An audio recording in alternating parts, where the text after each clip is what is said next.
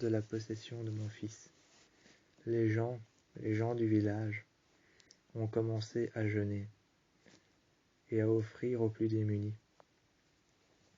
Les gens du village ont commencé à offrir aux plus démunis des repas, de la nourriture, des vêtements, voire même parfois un foyer.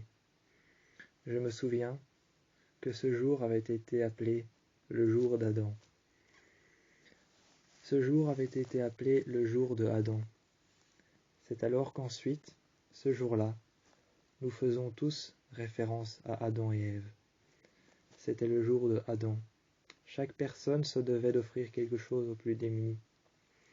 Par la suite, lorsque le village avait appris la possession de mon fils, ils ont commencé à venir frapper à notre porte.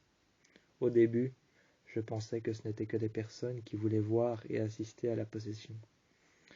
Je pensais que ce n'étaient que des personnes qui voulaient assister à la possession, des parasites, des personnes, des parasites, des gens qui n'ont aucun titre, aucune loyauté, des gens qui n'ont aucun titre, aucune loyauté, des personnes qui font référence à l'esclavage, des personnes qui font référence à l'esclavage, qui se servent des autres pour pouvoir se distraire.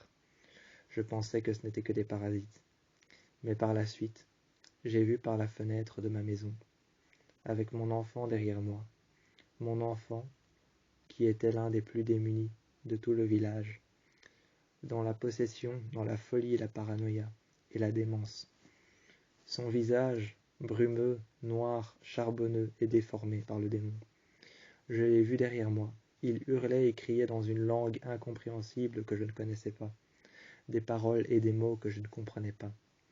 Derrière moi, dans la démence, l'incompréhension, l'intolérance, et voire même la paranoïa et la psychose, il était en train d'hurler. Je l'avais attaché à son lit avec des chaînes. Et les gens du village, de la ville, venaient par centaines. Ils venaient par centaines, et c'est avec la santé qu'ils venaient à notre porte. Par la santé, ils venaient à notre porte, et ils venaient sonner. Ils venaient par la santé, la joie et la bonne humeur, apporter un peu de joie de vivre dans cette maison, car il en manquait. Et c'est par la santé qu'ils venaient à notre porte. Ils sonnaient. Je me souviens encore des coups, des frappements de porte et des coups de sonnette qu'il y avait.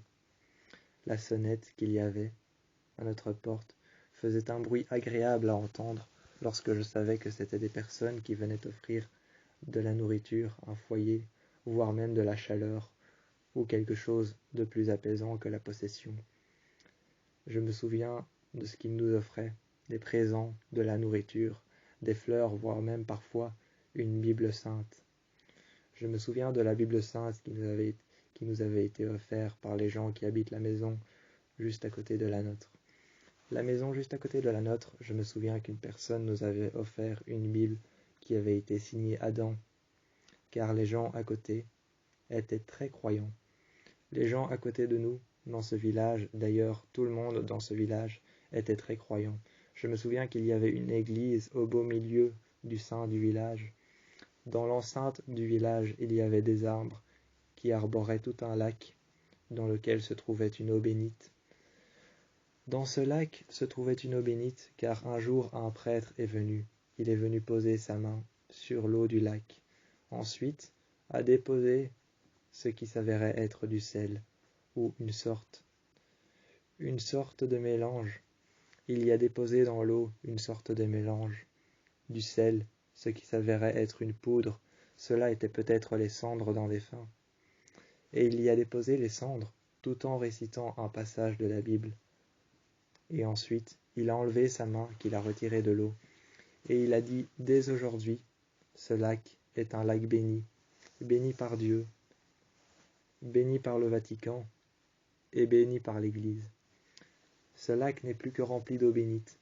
Je me souviens que certaines personnes du village, lorsqu'ils ont appris la possession de mon fils, venaient par centaines à ma porte, avec la santé, la joie et la bonne humeur. Je me souviens qu'il y avait un homme qui était venu avec sa guitare.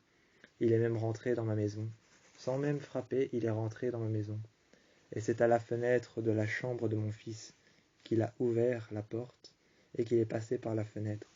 J'ai ouvert la porte de la chambre de mon fils, sachant qu'il y avait quelque chose à l'intérieur et que je savais qu'il se passait quelque chose.